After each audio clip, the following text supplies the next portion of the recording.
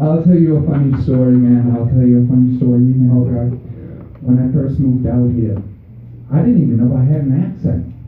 Motherfuckers had to tell me, you have an accent. I didn't even know.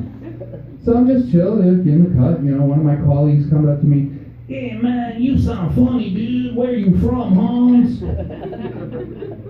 Fucking America, where you from? You never heard of this shit no more, huh? And I do. Yeah, it's funny. It's funny being out there on the West Coast, huh? Yeah. And I also think the intelligence level. Here we go. I'll come out. The intelligence level of your West Coast resident is not on par with that of your East Coast gentleman.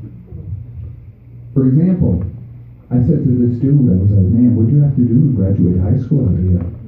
And he was like, "I had to identify California on a map." I was like, "You fucking kidding me? That's all you had to do?" He's like, "No, I also needed a tattoo that was done by an Etch-a-Sketch artist." California whack as fuck, man. Dumb as fuck out here. I put our retards on the East Coast against your valedictorian. I would. I surely would. The what? Valedictorian? How do you pronounce that shit?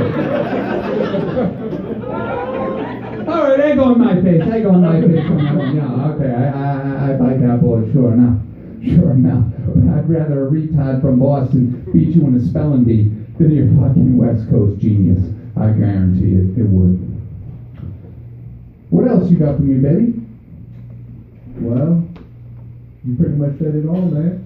Yeah? Yeah, I think that's guys, I'm so excited for this show right now. This is kind of like my LA debut. It's so cool. It's so good right now. We have a packed fucking house. We're here at the Lyric Hyperion Café. Give it up for, the sounds and everything. And I gotta promise you this. We packed this show with some dynamite performance. We really did. And the first coming to the stage is one of my oldest friends. We've been in the game for a long time. And, you could see him on, Conan O'Brien, Jimmy Kimmel. This guy, you've seen this guy. Check him out at This Is Matt McCarthy. Please, a round of applause for Mr. Matt McCarthy coming to stage right now.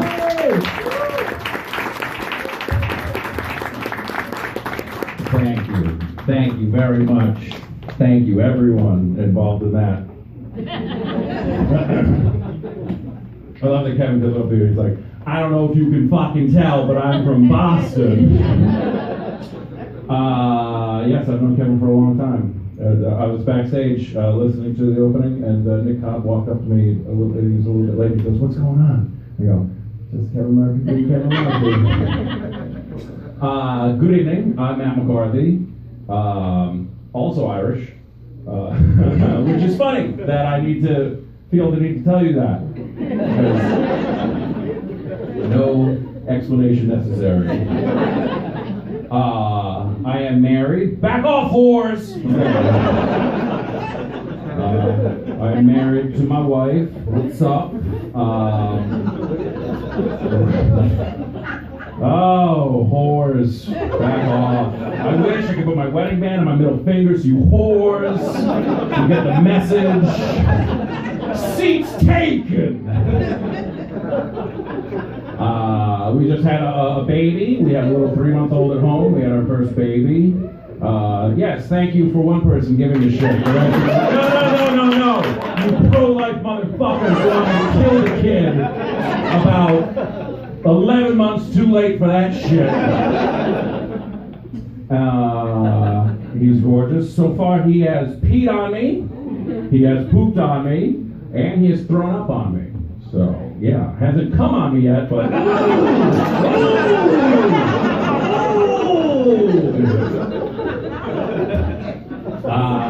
Learned a lot during the pregnancy, learned a lot about women, about the human condition. I didn't know this is a medical fact. Pregnancy makes women horny. Did you guys know that? That's absolutely true. That's medically proven. Like my wife would say to me, Matt, the baby's kicking. Come feel it. No lower. You're somebody's mom. Won't you grow up?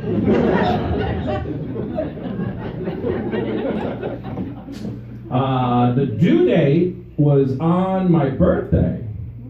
So that was exciting to know I had sex on the same day as my parents, so I carried that with me. My son's a nice little reminder of that fun fact. Yeah, so now I'm in charge of a person. I gotta tell them what to do with stuff, and I gotta tell them, like not to do drugs, which is awkward because of all the drugs I've done. Who am I? Who am I to tell this kid to do anything? But, just don't do drugs. I'm talking about drugs, not smoking pot. Smoke pot. Fucking, come on. Smoking pot, that's just putting keys in the car. Who cares? Good morning. Talking about drugs and stuff. My favorite drug, I think, would have been mushrooms. Always had a good time doing mushrooms. My advice to my son would be, don't do them alone. More of a group activity. Let's make it a shared experience. I've done mushrooms by myself more than a couple times. Not as fun as it sounds. I kept going back to the well. Still dry. I took mushrooms one time by myself. I stood in the middle of my bedroom with all the lights off, and for 45 minutes I stared at the floor, and all I could think about was how disappointed my parents would be if they could see what I was doing. That's a waste of $60 anyway you slice it. That wasn't even the worst time I had to do mushrooms. The worst time I had to do mushrooms, in 2004, I went to the Bonnaroo Music and Arts Festival, middle of a field in the summer in Tennessee, and as soon as I took the mushrooms, once they kicked in, my brain said, hey, you're on mushrooms! And then my body said, you have to poop so bad. So I get in line for the porta potties. It was 101 degrees outside of the porta potties. Inside, we're pushing a $1.09, a $1.10 easily. And I finally get inside the porta potties, and I'm doing my thing, miserable, pouring sweat. And then 15 minutes, I could still read my watch. 15 minutes into trying to figure out how to wipe my bum, out loud, I shouted, why is this going so badly? I completely forgotten I was on drugs. And as soon as I said it out loud, I was like, oh, that's right, you're on so many mushrooms. That's why you can't figure it out. And then I was able to do it. So if you ever have a problem, just say it out loud. The universe will help you. The best time I had doing mushrooms, I went camping with two friends. Me and my friend Steve did mushrooms, and our friend John was like, mushrooms? Those are stupid.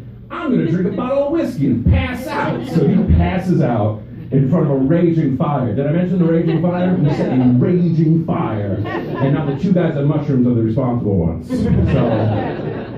as soon as I kicked in, my friend Steve grabbed me by both shoulders and he goes, I think we need to separate. And then he ran into the darkness. So then there I am, all alone, trying not to freak out, with a head full of mushrooms, with what I'm now convinced is a dead body. So I look up to the sky, hopefully to see UFOs, and I'm not making this up. I see the dead comedian Bill Hicks form in the clouds above me and fly over my head. Then my friend Steve came running back and he goes, I just had a conversation with the color orange. So we both met our hero.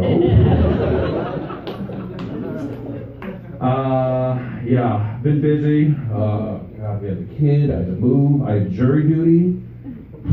Fuck that. I didn't even get picked. We just sat there all day. It was like the perfect scenario. None of us got picked. We just sat there in the room all day. It was the most perfect jury duty experience you could have.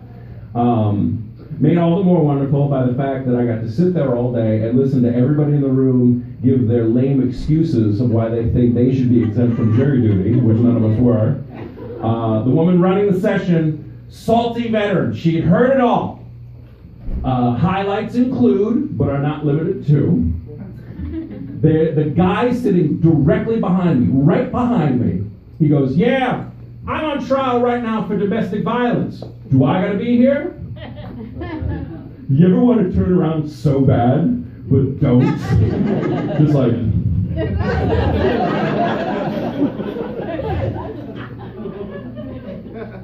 So I didn't get a good look at him, so he's still out there, girls. Watch out. The woman around the session, she's like, no, you're not exempt. Only if you've been convicted of a felony. Only if you've been convicted of a felony. A guy on the other side of the room goes, what if you have a felony pending? We're learning a lot about each other today. My favorite was a woman in the middle of the room. She goes, yeah, what if you can't understand English good? But she had an ace in the hole. The woman around the session, she'd heard it all. She goes, are you a citizen? Yes. Then you passed an English exam to become a citizen. You understand it fine. The 56-year-old Mexican woman sitting next to me turns to me and goes,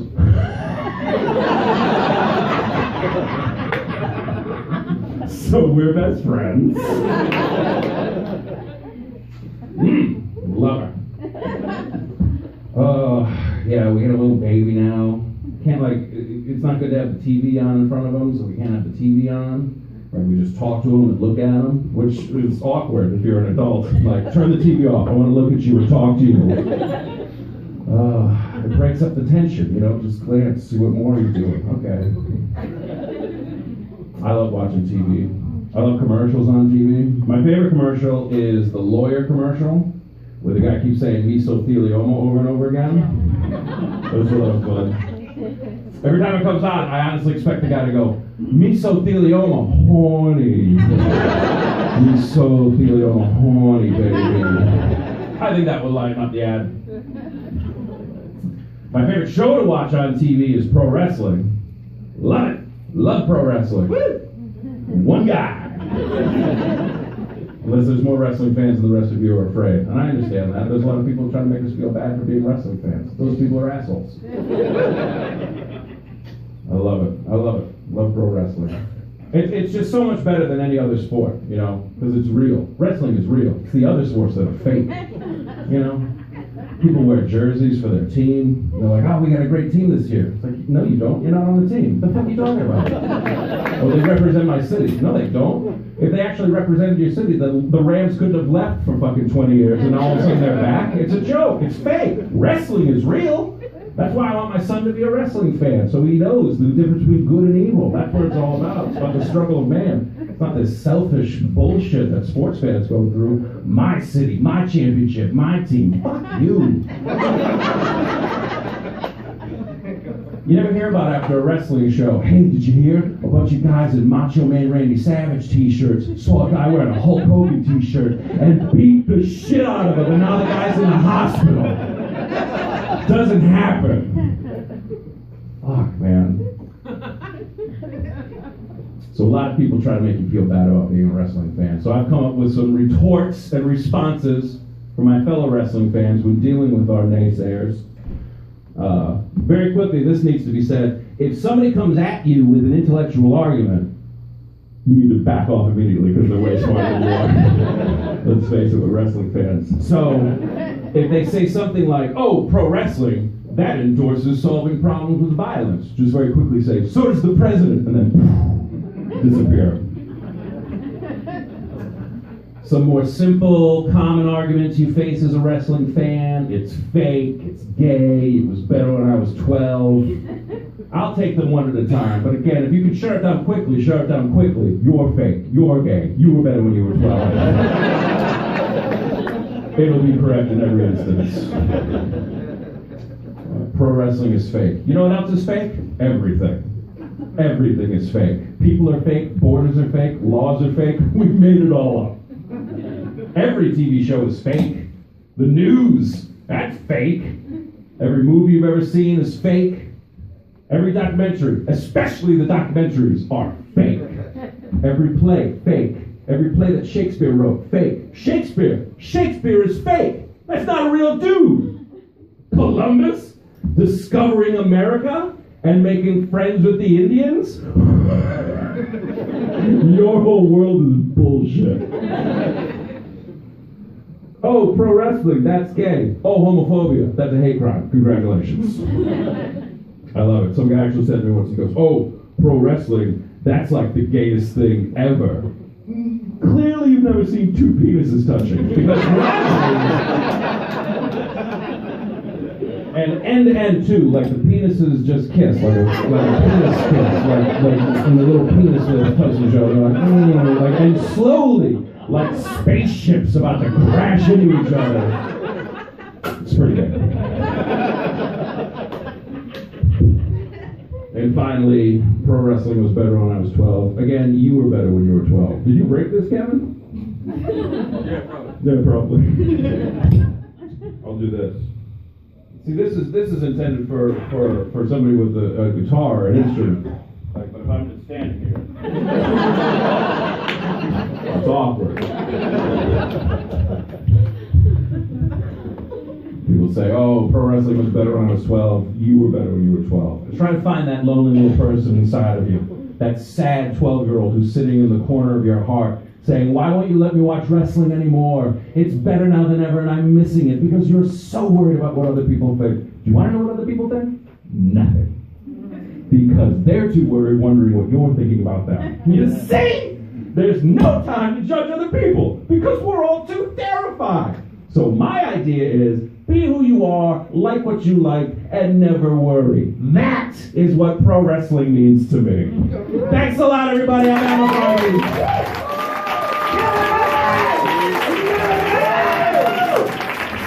Thank you very much, man. Matt McCarthy, ladies and gentlemen. This is MattMcCarthy.com. Check it out. Please check it out. Hey, man, I got to tell you, brother. What's up, man? When we first set out expectations for this show, I had my doubts. I did. But I think we overachieved and we are doing tremendous right now. And I'm very excited about this. We have this beautiful crowd. So good right now. Give yourselves a round of applause, please, ladies and gentlemen. You want to tell me a little something about the young lady we got coming to the stage right now? Beautiful young girl. We do. But before we get there, let me say first, please support local business. We have a great bar. We have great food. We have wine. We have beer. We have our hostess, Randy, that will take care of you. Don't be afraid to bug her. Push her, pinch her, do what you got to do to get her attention. Beautiful girl. Boys, I encourage you. Harass her. I do. And coming next to the stage is a great comedian. You'll enjoy her talent, and she goes by the name of Stacy. Stacy Lyons, ladies and gentlemen. Stacy Lyons, coming to the stage right now. Stacy, where are you going? Hey! Thank you, guys. How are you guys? Come on, I need more energy. Thank you. I just got my period. These guys are like, oh, what the fuck is this? She's not really period. No, I'm not. Just one. What's the only thing worse than getting your period? Not getting your period. Thank you. Does anybody here have kids? Some of you have kids. I'm sorry. My condolences. I worked with kids for 5 years, so obviously I hate kids. I've never having kids, and everybody that knows me agrees that that's like the only good decision I've ever made in my life. I've always been very adamant when it comes to birth control, even more rigorous when my former husband said we should start trying. I was like, oh yeah, awesome idea. Promptly went to 3 Planned Parenthoods, using a different alias at each one, and I got on the pill, I got an IUD, and I got the patch. and I remember he saw the patch, he was like, what is that? And I was like, oh, I got stung by a bee. And he was like, on your ass? And I was like, yep, and it takes a year to heal. He didn't ask about it again. Also, to be able to do the trying, I was already smoking weed out of the bathroom window because he didn't like weed, like Royal Tenenbaum style. But, I mean, it just got worse and worse. And to do the trying, luckily I had a friend who was a drug dealer, and he had roofies. So he gave me some roofies, so nightly I was Bill Cosbying myself while having dinner. And I turned it down into a verb there. Just to be able to get through that. But eventually my husband was like, you just don't seem into it. So I had to figure something else out. Plus the drug dealer, went to jail or something. So I made up this concoction. It was a little remedy I made. It was Diet Dr. Pepper, vodka, and Robitussin. Which I later found was sipping on scissor. And I was like, there I go again, just being trendy without even trying. Because I don't know the trends. I don't even have TV anymore. Like, I don't know anything. And then my internet, I steal it from the neighbors, so when they're home, I can't even get online. And so I learned, though, from the billboards. I live on the Sunset Strip now. I just moved over there. I love West Hollywood. It's gay boys and comedy clubs. And what more could you want? So I love being there. But then I see the billboards. This is how I learned what's going on in the world. And then, like, a couple months ago, I guess, like, Star Wars, 7 came out. I don't know. I don't like Star Trek or Star Wars. I don't care. I don't like when people try to tell me what space is like, because I did mushrooms when I was 16 and I know. So don't tell me. Don't try to put ideas in my head. But my boyfriend in college, he liked Star Wars, the Wars one. And so I got him the movies. Like, I support, you guys can like whatever you want. I got him the movies. He made me watch the first one, I guess. And we're watching it and I'm laughing. And he's like, stop, what are you laughing at? And so I tried to stop and we're like spooning. So his arms around me. He could like feel my stomach vibrating. And he's like, what are you laughing at? And I'm like, dude, you know that little robot thing has a midget inside of it, like maneuvering around. Like that, we're film majors. Come on, that's what's going on. So I only saw the first 3 minutes. I've never seen it. But then I was on Sunset, by my house, and all the billboards are there. And there was the Star Wars 7 or 8 or whatever, the billboard, and there was traffic, so I really got a good look at it, and I was like, oh, I didn't know Tracy Morgan was in Star Wars 7. And I was like, I'll see that for sure. I'm so glad he's doing better. So I still haven't seen it yet, though. It's on my list. I love living by myself now. I love where I live. I love everything. I love being single again. And so getting back to the whole birth control thing, it's a whole new world out there. It's, I'm learning, and I'm not on the 3 anymore. They're very hormonal, especially when you do 3 at once. And it's just really not good for your body. So I was trying to find something a little more natural. I also don't sip on scissor anymore. I was trying to do something a little more natural. And then so I discovered something new, and I don't know, it might have been around for a while. I don't know, maybe you guys have heard of it. It's called anal. Still getting used to it. Still adjusting. I'm joking, I don't get fucked in the ass. Literally, figuratively on the rig.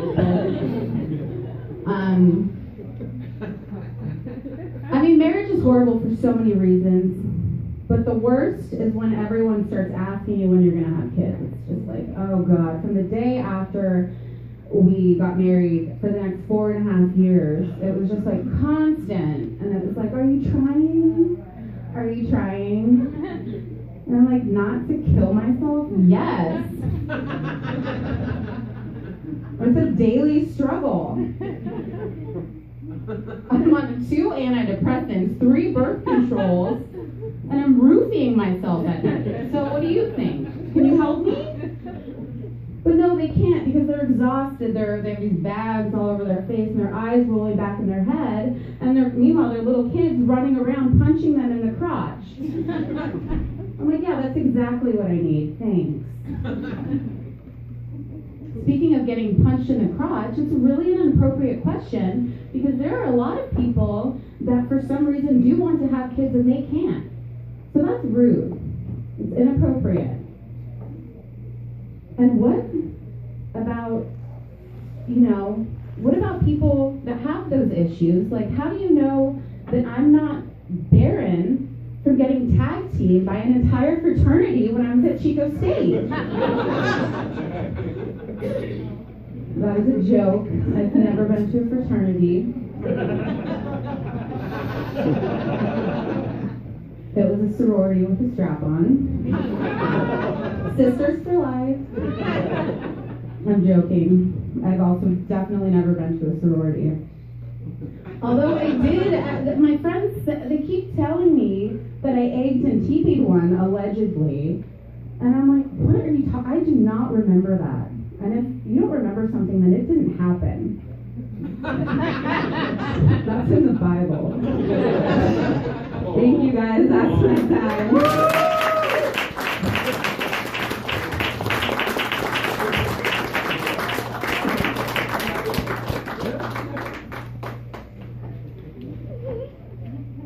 Hey guys, I'm just gonna seal the mic real quick before they come out.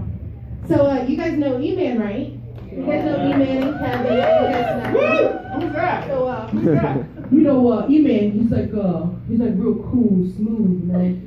And he's like, hey mom, what's up? And so like when I first met him, I thought he was like real hard. I was kind of scared, but he has that like West Coast like smooth vibe. So he's like, he doesn't talk much, and I would see him and be like, hey E-Man, try to talk to him. He's like, yeah. Cool. So finally, I got him to speak like a sentence to me, and I was so excited. And I was like, he looked at me and he was like, hey yo, ma, come over here, come here. I got something to say, And I was so scared because he was like hard, and he was just all, what's good, yeah. Because he's kind of like a smooth kind of guy. Oh. Hey, man, I found the mic. There you go. The fuck is this?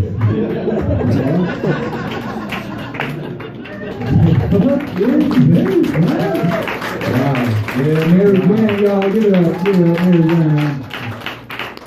And give it up once again for Stationary Lions.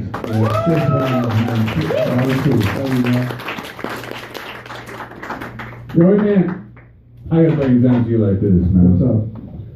Back east, we have Puerto Ricans. Any Puerto Ricans in the house?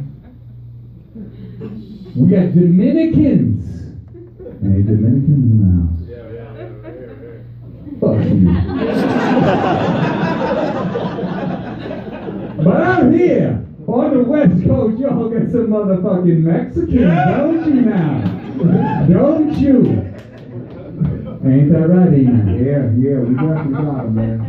Now a Dominican, a Guatemalan, a motherfucking El Salvadorian, a fucking Puerto Rican now, they all different, right? All different. But you all have one thing in common. One thing in common with me. What's that, man?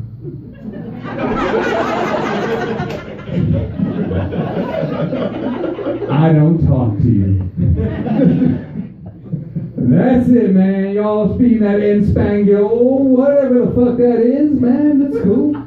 I don't talk to you on the East Coast. I don't talk to you on the West Coast.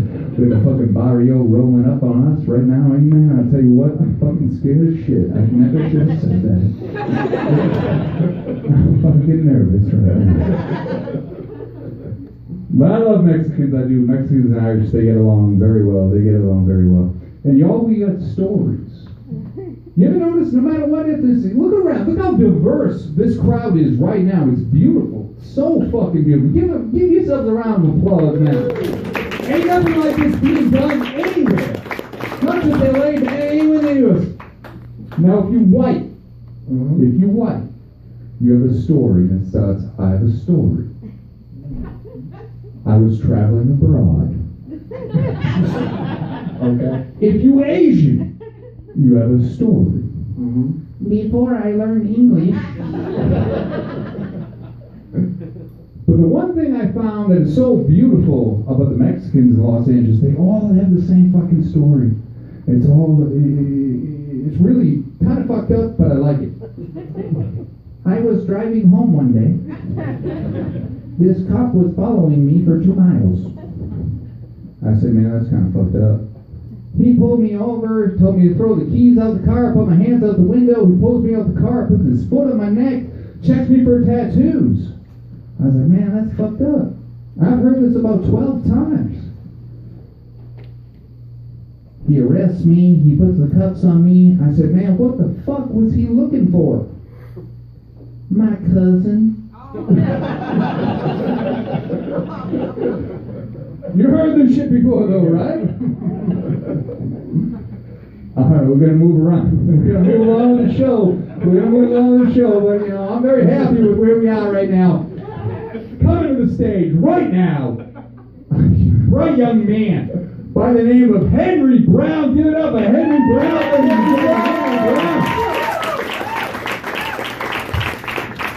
Thank you, sir. Thank you very much. Thank you, sir. Thank you. I appreciate it. Yeah, all right, everybody. What's happening? Uh-huh. Yeah, Kev is racist. Y'all know that? You know, he is supporting Trump. He's like, Trump all the way. Mexicans, go back.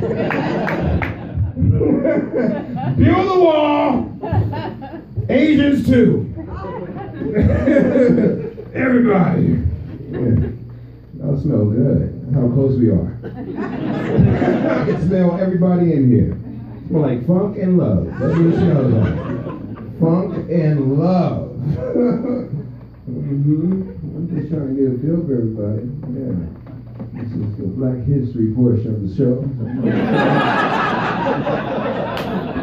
So I'll pull out my phone and read some Black History. Malcolm X was born in 19... Yeah, really all right. I like this. I'll bring a woman out of the thing here, man. This is nice. I like it. It's close up. I went out Valentine's Day, man. Like, I learned some things about me, man. Like, I don't like women that smoke, man. Like, I mean, it's cool when you're young women, but the older you get, you start getting that raspy voice. You start getting that raspiness, you know? That's the last thing I want to be in an argument. Yeah, where are you going? Away from you, bitch. Why? Because you sound just like me, that's why. And the man talking about, no, I don't, Barry White. I don't like that. Sound like Dr. Claw from Inspector Gadget.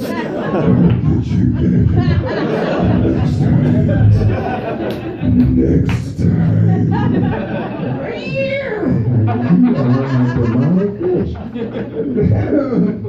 That man. Man, I'm really trying to find myself, man. I had to stop smoking weed for a second, man. I did. Last time I smoked weed was freaking. I came home one night. I live in McCarthy Park area, man, and that place is like, I don't know, man. It's 2 gates of like, I smoke freaking, like, do not smoke weed and go home and watch reruns of Unsolved Mysteries.